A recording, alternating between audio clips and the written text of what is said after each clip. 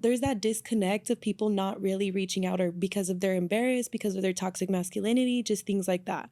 When it's nothing to be embarrassed about when you're getting help.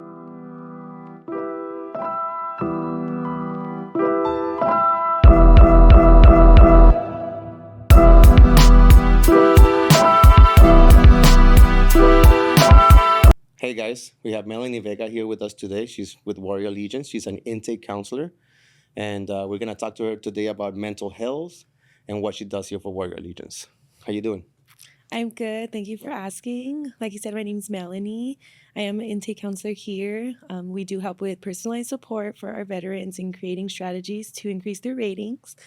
But we also do help with any mental health issues that they have. If they're ever just looking for somebody to talk to, we're here for that as well. Awesome, awesome. So, what is it that you do as an intake counselor here? So, exactly what we do as intake counselors. So, as I mentioned, we do personalized support. So, we get full knowledge of their case. And we really just ask them questions about the things that they've experienced, whether it was in service, anything that aggravated any physical conditions outside of service. And we really just get all the information to be able to help them get their rating increased. So it's like you get somebody on the phone, you talk to them, and then you see their problems, and then you create a strategy for them so that we can have a better opportunity of winning. Yes. So basically, yes. So we after we get all the full knowledge of their case, we do create a strategy. We ask our veterans exactly like have the things that they've experienced in service, whether it was physical, mental, anything of that sort. And then that's when we create that strategy. We get it approved with our veterans, and that's when we send it up. We send it up for approval, and then we're able to create the packet for them, all those things like that, and then send it off to the VA. That's super cool. Let's take it back a little bit. So, can you tell us a little bit about your background? Is it you just why you like helping veterans? Why are you doing this? So, Right. talk to us about school and things like that. What you've done to make it here. So I did graduate from New Mexico State University with a bachelor's in counseling and community psychology. And now I am currently in school for my master's at Grand Canyon University with focusing on clinical mental health with an emphasis in trauma. And reason being why I've always kind of gravitated towards public service and being able to help people and just like that. Well, first it's mostly just the natural curiosity for the mind. Like I've always been able to kind of like pick and choose, kind of like look through a person's mind and kind of understand why they are the way they are. And that's what I've always gravitated towards. And also just seeing like everyone's always some way because of something that they experienced, whether it was traumatic, something with their family or something in their childhoods. People are the way they are because of the things that they have experienced. So which is why I've kind of always focused on that public service and being able to help them, because there are things that you can change and that people are just simply unaware of changing or knowing that they not that they have to change it, but things to like essentially make their life better. And yeah, so I've worked with like kids before. I worked with at-risk kids. I worked at a law firm. I've done paralegal work. I worked at a sexual assault center. I've done a lot of public service work, but specifically this with veterans, I've gravitated towards more because they originally, when they first go into the service, they're civilians, right? And then they are turned into these military machines, and then they come out and they're completely misguided.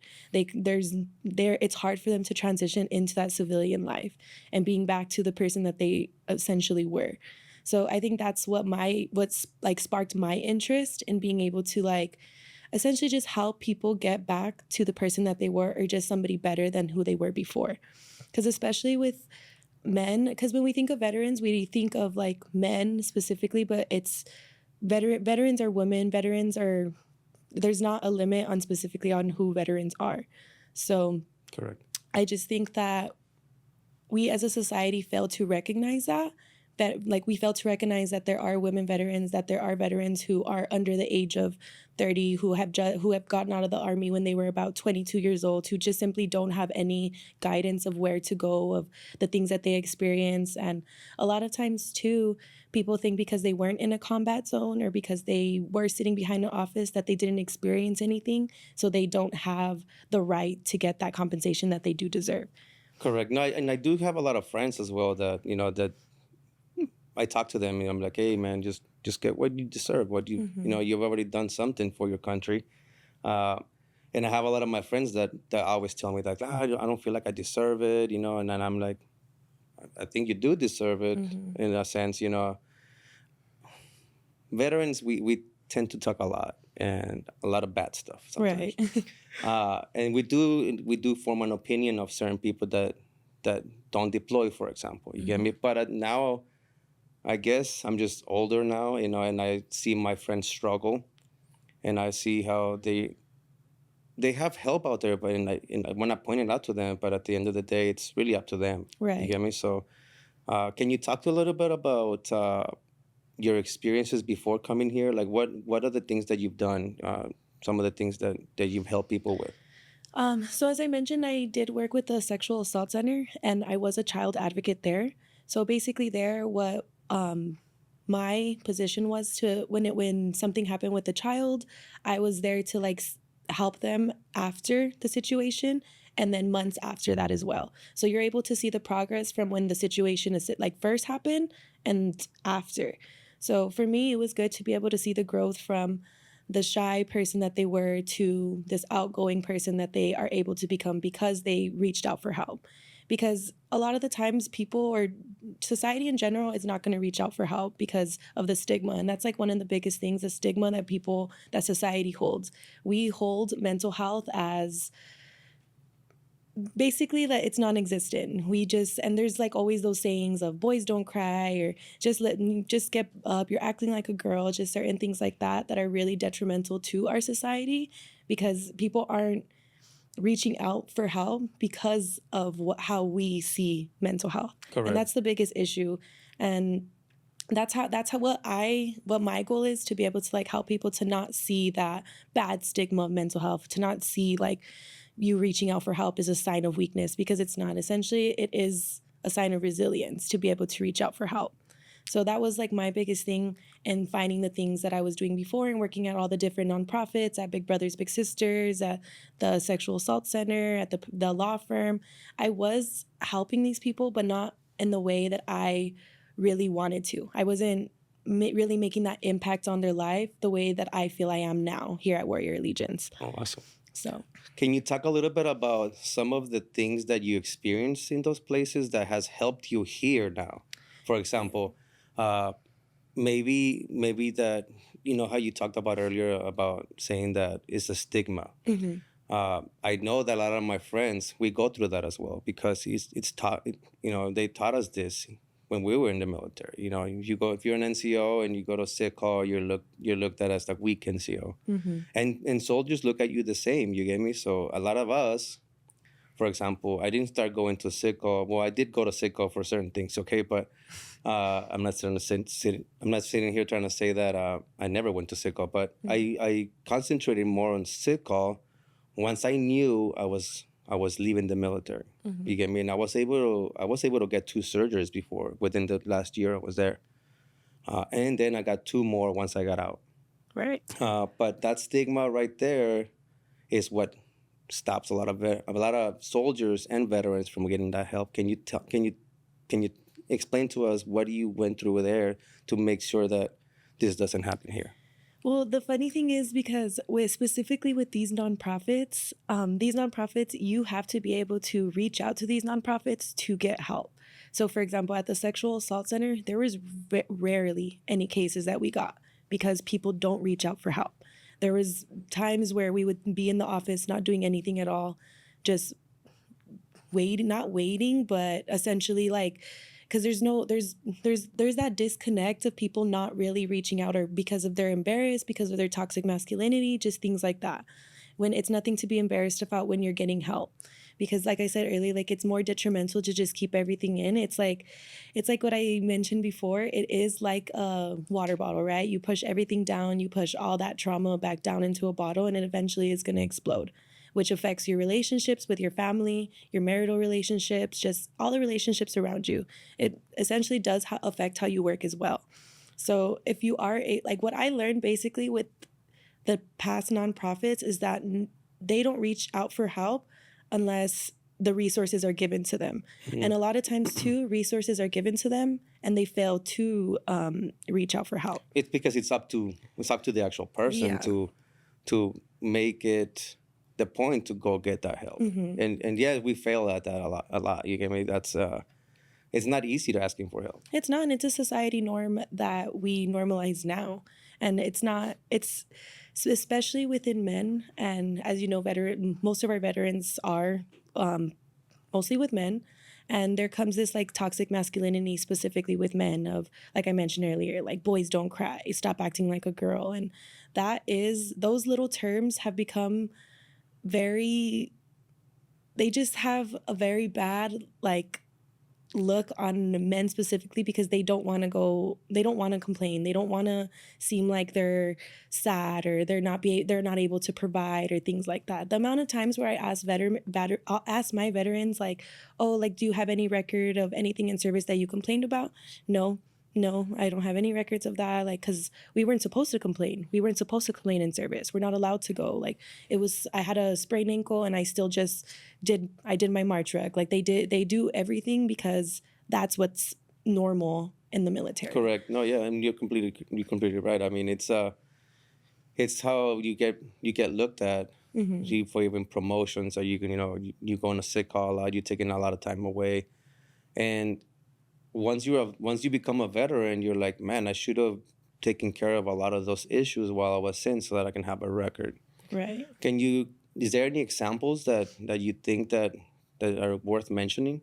Yeah, definitely. So I've had a couple of veterans who, like I said, they do mention that I wish I would have complained in service. I wish that because now we are looking for things to kind of tie their current injuries with their military service.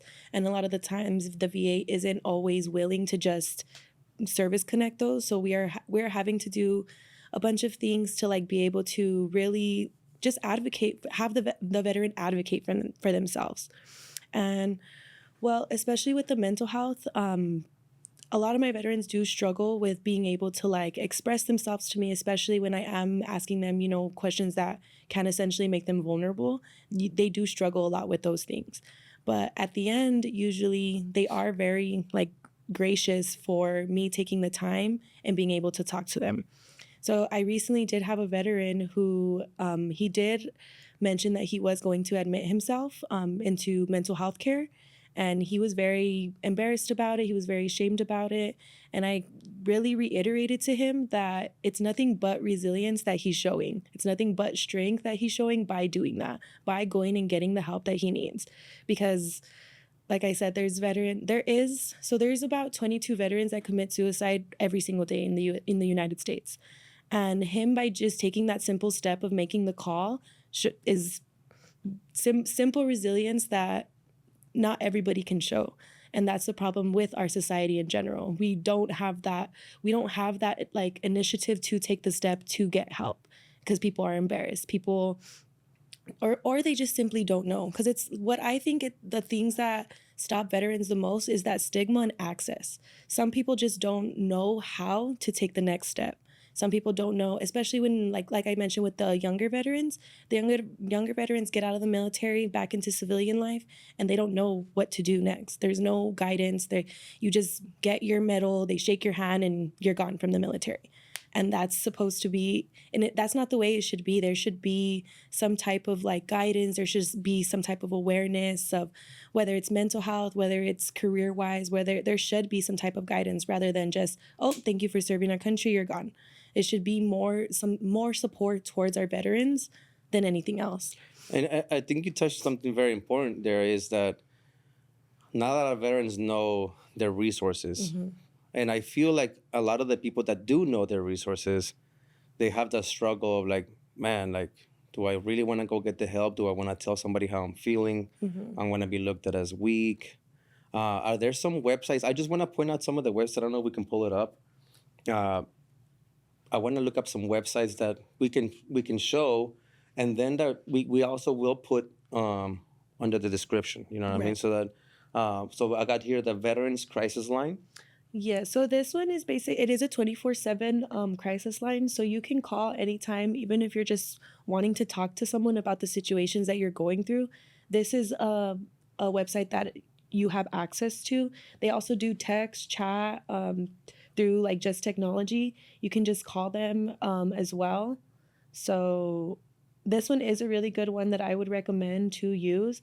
And a lot of times too, veterans, they don't want to seek the help within their immediate family. So sometimes it is easier to just go to a stranger and talk to them, pour your heart out, and then you basically won't see them again. A lot of times I know veterans are more comfortable doing that. So if that is something that is better for you, I would recommend using this website because they are there 24/7 for your access. Yeah, and I like what you said there. I think it's very important that soldiers find that one person that they can talk to. Right. Um, I don't know much about how women deal with this, to be honest. I don't want to sound like I'm an expert on that side, but I know that for men, I mean, it's uh, I haven't always been pushing, for my friends to get help and things like that. But the older I'm getting, I'm realizing that a lot of my friends are struggling. Right. You get me? And as simple as to say, hey, man, like, call me whenever you can, like, call me whenever you need me. You know what I mean? So if it's at 3 a.m, please call me. I would much rather be woken up at 3 a.m. than having to go to your funeral. Right. You get me? So we did that in the military. We took care of each other. We policed each other. And I feel like once we become veterans, we leave the service, we forget about those things. It's like we would stretch every day for PT, right?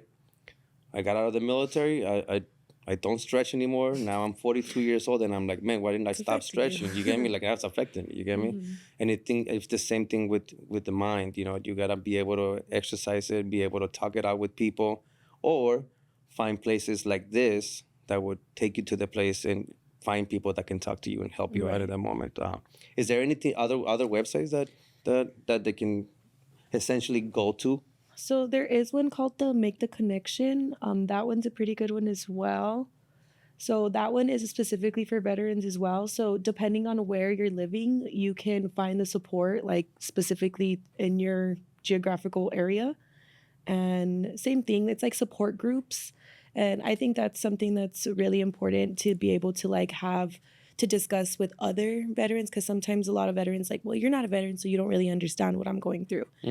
So I think that those support groups are really good to listen to, or to just be a part of, so that way you can understand that you can have an understanding of someone or something that Correct. knows that you're not alone and you're not experiencing these things alone.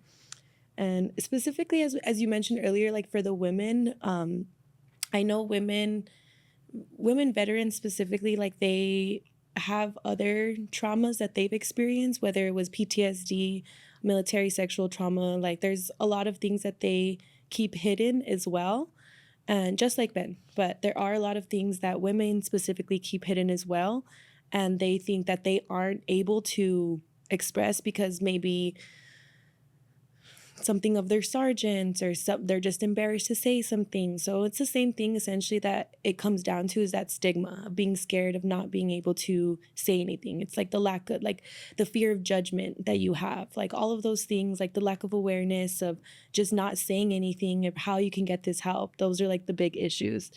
And we've had several cases that Yeah, have made it definitely. big for women, that hopefully, I don't know, I mean, I haven't been in the military for a minute, but hopefully they're changing those things to Right. get away from the stigma as well for women, because it does happen a lot. It's not just men. Right. You No, get me? yes, of course. And all these sexual attacks that happen in the past, I mean, it does happen a lot. You get me? So it's good that we're trying to bring some light to that, so that we know that the women veterans can call here and get the support that they need. Right. Are there any websites directed for women only? Not specifically for women that I know. I mean, we can definitely. I'm sure every website has like a little portion of it as well, because I've Right. seen it in the ones that you were pulling up earlier. Yeah, so specifically with the women, I'm sure they do. I think for the Lone Survivor Foundation, yeah, so same thing. That one you're able to like get that one has Zoom calls and stuff that you're able to get like through telehealth. So a lot of times too, like specifically with veterans, like I think the statistics that I read earlier, it was 1.6 million veterans are homeless. So those veterans don't have access to a computer like this. Those Exactly. veterans don't have access to a phone like this. So how do they get the help that they need? Well, it's again just reaching out for those resources. It's difficult for the homeless veterans to be able to go and reach out to the VA for help. And again, like the VA is not always in favor of our veterans. So that's the only thing that's pretty difficult.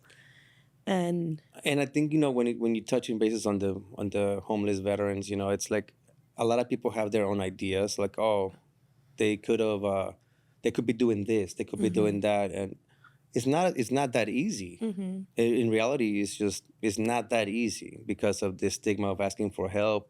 Uh, a lot of those cases from either women or men, when they're homeless, you see them on the streets, you see them, and you second guess yourself up to help. right. But I encourage everybody, like, just leave it up to them. I mean, like, you do that for yourself and help out. But I think, having to point out local agencies, that can help veterans like that.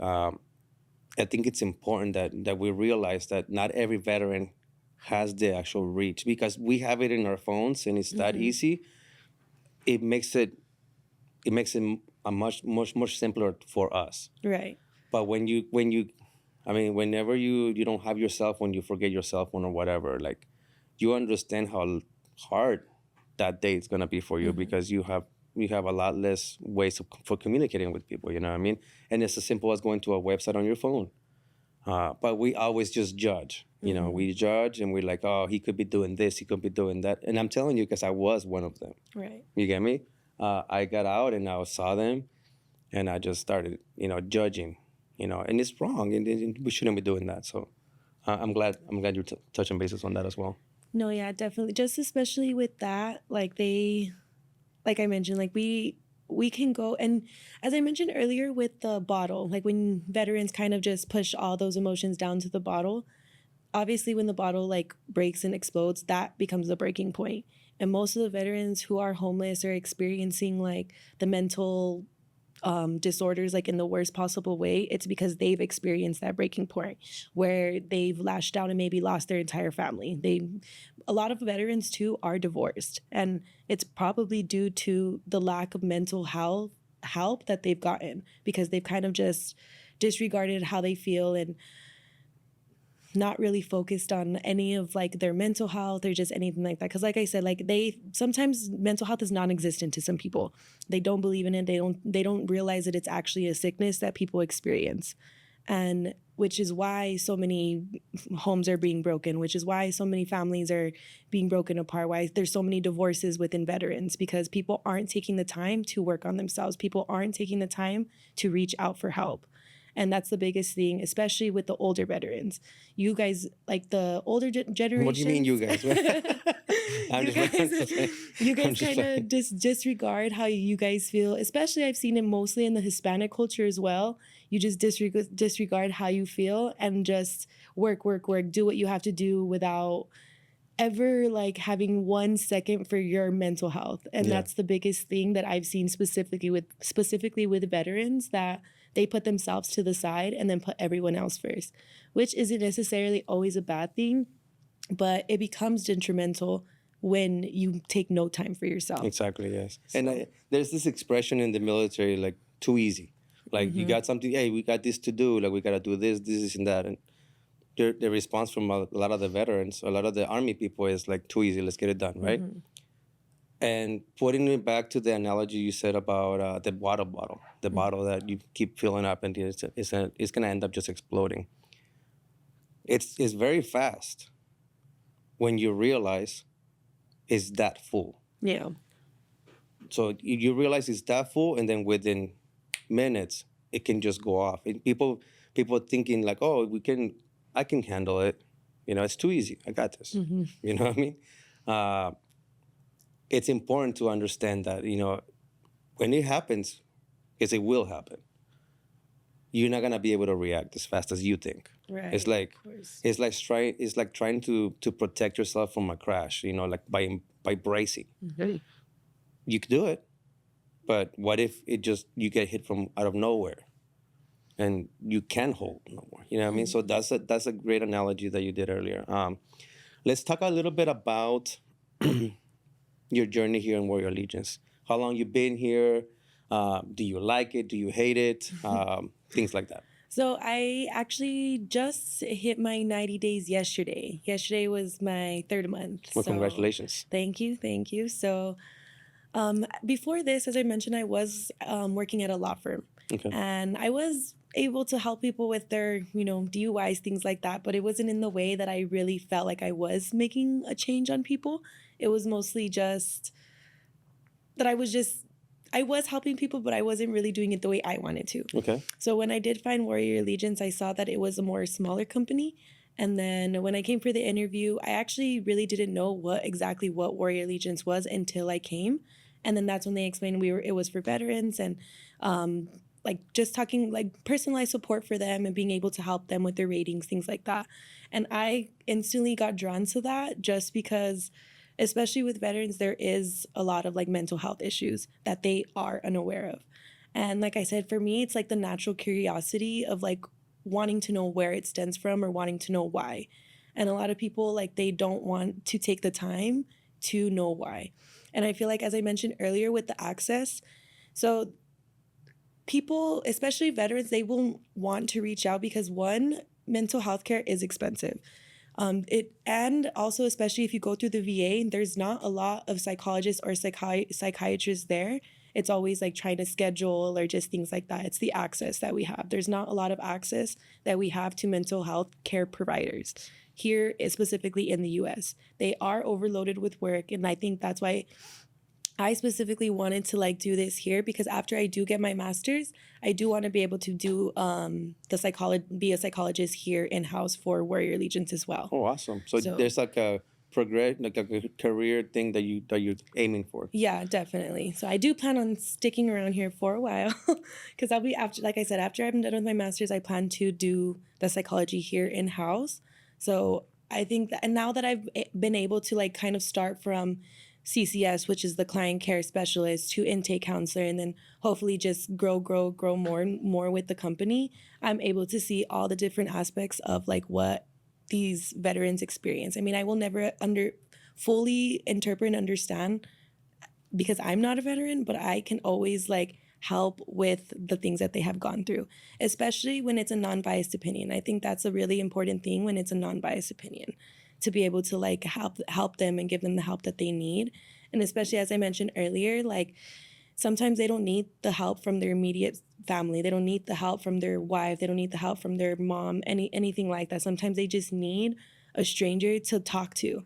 And luckily, like, I think that's why I am doing well as an intake counselor, because I am able to, say the things that veterans do want to hear. I'm able to tell them that we are there for them.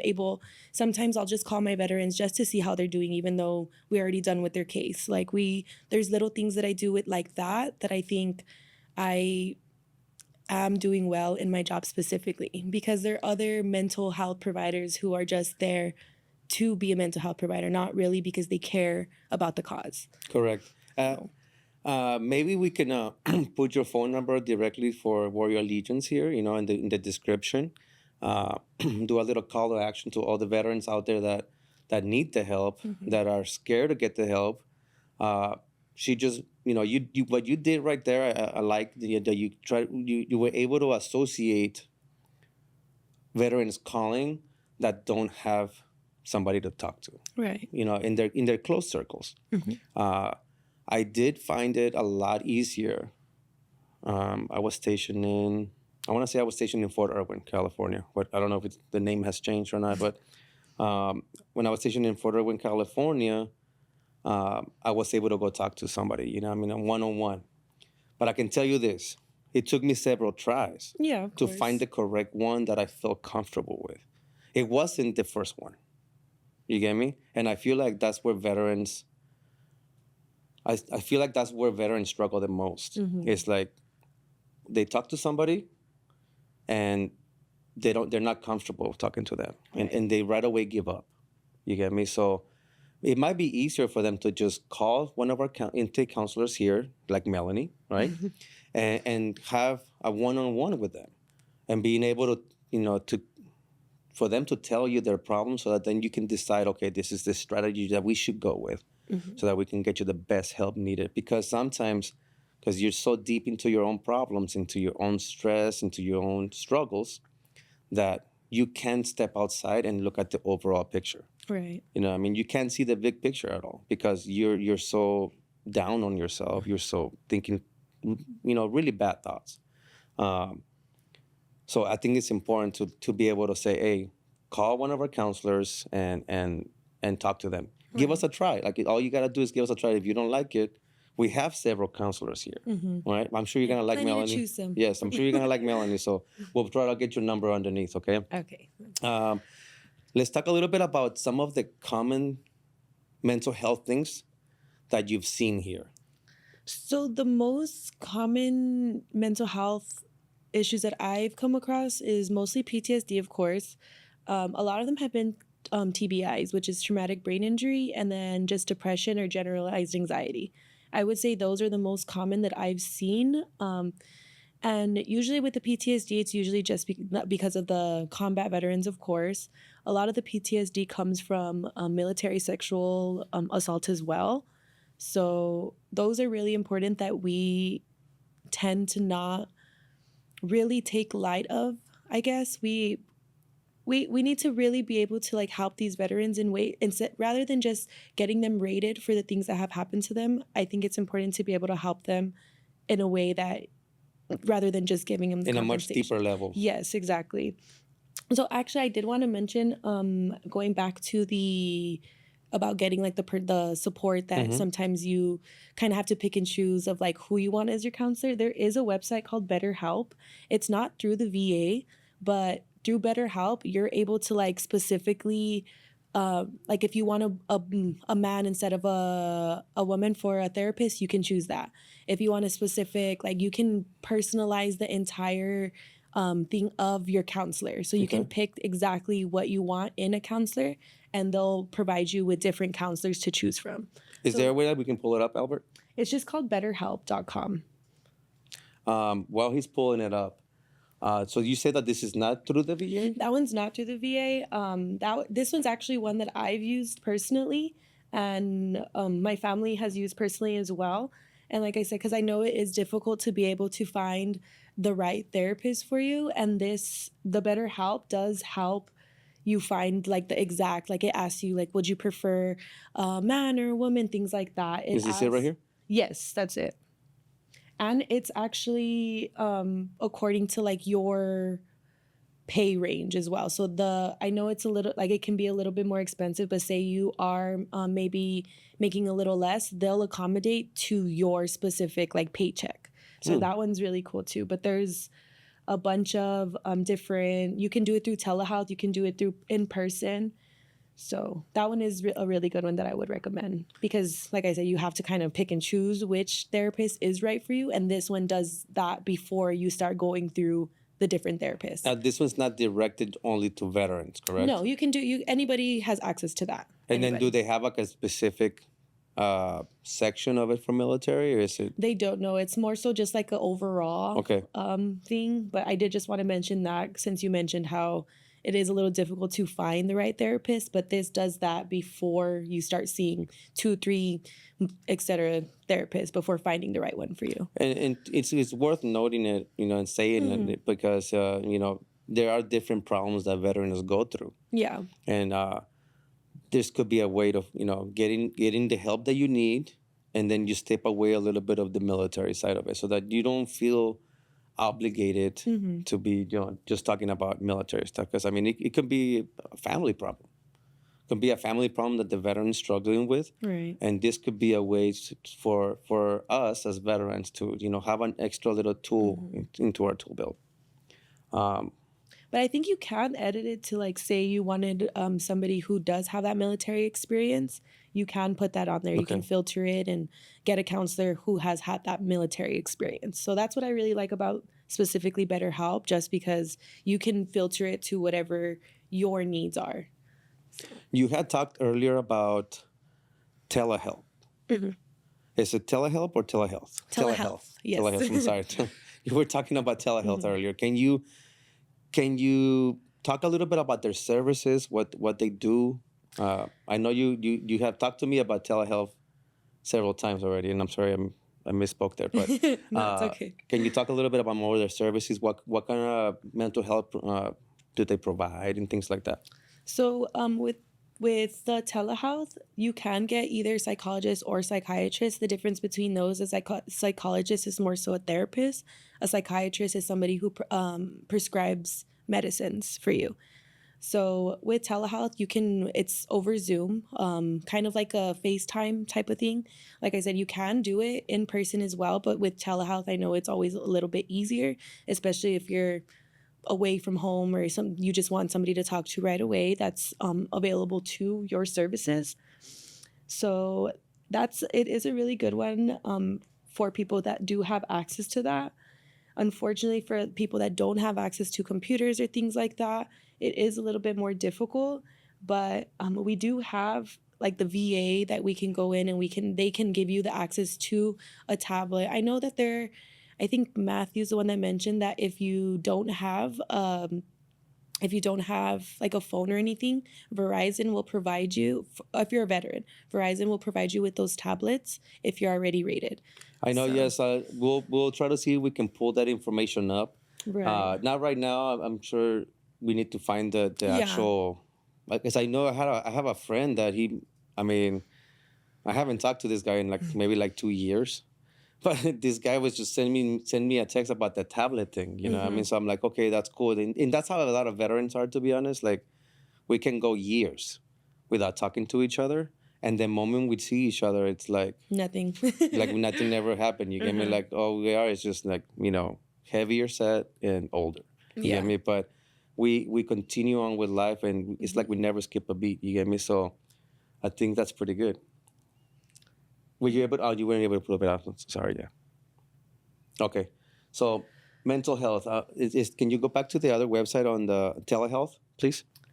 Yeah, I think it's more so just of veterans really being able to take the first step of being able to have the courage of looking for the help and just really taking, because like I said, like it's portrayed to our society that it's a sign of weakness when it's like the complete opposite. It's strength and resilience that these people show by doing so, because by reaching out for help, you're showing that maybe you want to fix your family, maybe you want to fix things with your wife, maybe you want to just simply get better for yourself. That's resilience, that's strength, not just, well, I'm okay, because like I said, that's when the breaking point comes. And then what do we do after the breaking point? There's not really anything we can do to step back, to go back after you already hit that breaking point. And I think it's worth mentioning that, once you push away your problems,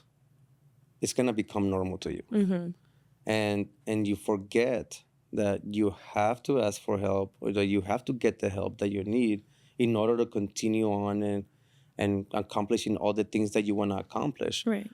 There used to be a sign in Fallujah, in the gate, that says "Complacency kills." You know what I mean? Because if you do those things on a daily basis, right, it becomes like second nature to you, and you're able to push it aside easier because that's the norm for you. You know what I mean? So changing the ways that you do things every once in a while, like, can help you. Like, for example, like my wife and I, we try. We don't do it all the times, but we try to switch the side that we're sleeping on in our bed, just so that we can feel different. Maybe like the bed feels different. I don't know. It's maybe like in my head. No, that makes sense because they say there's that saying too. I recently read a book where it's like if like you have to be uncomfortable or you have to be uncomfortable being uncomfortable. Correct. Like you have to experience those things. And if you're not if you're just sitting there, you're not growing. Exactly. So you Yes. have to be able to like make some, but going back to what you said, it's like sometimes they're second nature. Sometimes like most of these veterans are simply unaware that they're struggling with mental health issues. And that's the biggest thing too. Like there's just that lack of awareness, lack of education that we society have put out. Like if we luckily society is becoming a little bit more progressive and acknowledging things like this, but from back then it's kind of hard to erase something that's already written. Correct. So people have already written these like rules and norms and like society rules that you can't feel this way, you can't express yourself to anyone, you can't do this, you can't do XYZ. And like I said, luckily we do have that little bit of progress in today's society where we're able to have these conversations, but for a lot of people it's still not normalized. Correct. So that's Uh, something that we need to work as a society to be able to touch on those things. yeah, I think it's very important that we keep mentioning those problems that we have. Um, we deal with them. We deal with these problems on a daily basis here at Warrior Allegiance. So we're always aware of what's happening. You get me? But when you're not in, I'm sorry, when you're not in this environment, you get me? Like it's easy to forget. It's Yeah. easy to, I mean, and I did it myself. When I first left the military, it was like I wanted to stay as far away from the military. You get me? Like I live in the Far East, and there's a lot of military around there. You get me? And in the when I first got out, I was always mad because I would see that they would do things that we normally are done on post when you live in housing. You get me? Like on housing every Thursday. Well, when I was in Fort Irwin, every Thursday, the specific trash point that if you wanted to throw away like bigger things like a whole bed, right? You can just put it on the side of the road. You know what I mean? And on Thursdays, They there's a come truck out that and get comes it. and picks it up. You know what I mean? And I see my neighborhood still to this day, like even right now, there's like a big old fridge. And I'm like, nobody's gonna come pick it up. So that's what, in my first years out, that would like get to my mind. You know what I mean? And I wasn't able to separate those things. It's important that we do, you know what I mean? Because I still hate them, don't get me wrong. I still don't like seeing the fridge out there. It Yeah, of doesn't look course. nice. You get me? But the thing that gets me the most is that it takes them 2 to 3 weeks to realize nobody's coming to pick this up. You gotta go take it. And it goes back to saying to what you were talking about earlier is like most veterans know these resources. I'm sure that and we're gonna put them underneath the description and everything. But what I want to emphasize here is that it's up to us to actually go in there and click on the Right. link. It's up to us to go ask somebody. If we don't have access to the computer, ask your friend. Find somebody that you're comfortable talking with. You know what I mean? But we don't do that. Right. We don't do that whatsoever. Is there anything you want to touch on right now?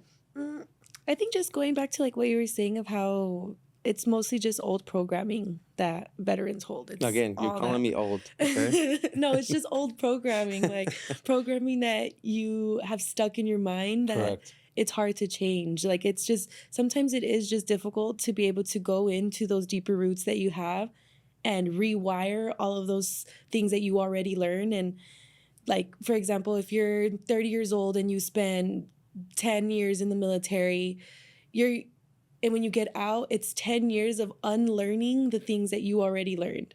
So Correct. it's just unprogramming and trying to like dewire yourself from not being a military machine anymore and just kind of being a person and being you. And I think that's something that we as a society need to like really focus on is Yeah. that deprogramming and really getting vulnerable with yourself. And I don't think we've forgotten about it. I just think it became the norm. Yeah, of course. You know what I mean? So there you have it, guys. We got Melanie here, the Warrior Allegiance, and we're gonna put her information down there. If you have any problems, call. We'll put the 1-800 number so that you guys can get directed towards whatever you need help with. thank you so much. I appreciate you. Thank you for having me. Well, hopefully we can do a couple more in the future, and I want to have you here with David as well. Okay. Okay, so we'll work on that. Okay. Okay. Thank you so much for coming. Okay. Thank you.